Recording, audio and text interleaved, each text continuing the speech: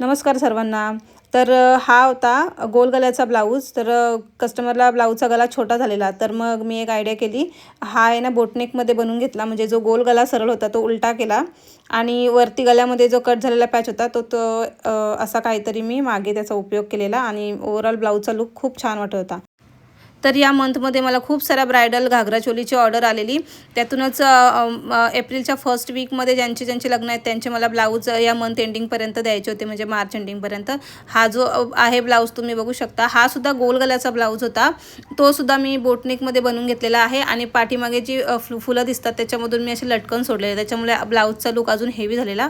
आणि हा आहे दुसरा ब्लाऊज। पर्सनली मला हा मस्टर्ड कलर खूप आवडतो आणि हा आहे तिसरा ब्लाऊज। बघू शकता तुम्ही, हा सायडरचा ब्लाऊज होता आणि त्यांचे घागरेसुद्धा स्टिच करून आलेले। आता हे ॲक्च्युली सेमी स्टिच असतात, पण ह्याच्यामध्ये ना खूप काम असतं, म्हणजे ऑलमोस्ट आम्हाला सगळे घागरे आहेत ना म्हणजे खोलायला लागतात आणि त्याच्या कमरेनुसार आम्हाला रेडी करायला लागतात। हा सुद्धा घागऱ्यावरचा ब्लाऊज होता, त्याला सुद्धा मी हाताने एम्ब्रॉयडरी केलेलं। आणि आता मी जेवढे सगळे तुम्हाला ब्लाऊज दाखवते ते सर्व ब्लाऊज आहेत ना ते घागऱ्यांवरचेच होते। आता दोन्ही बहिणींचे एकसारखे ब्लाऊज होते। बघू शकता तुम्ही, पैठणी साडीवरचा ब्लाऊज आहे।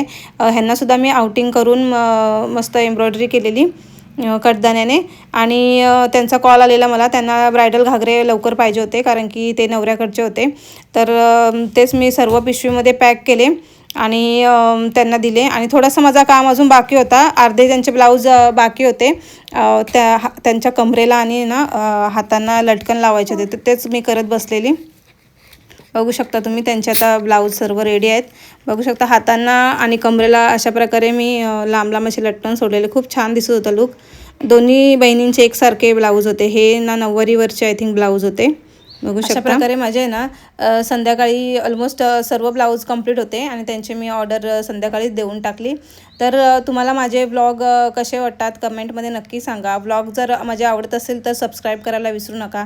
तोपर्यंत बाय बाय, पुढच्या ब्लॉगमध्ये भेटूया।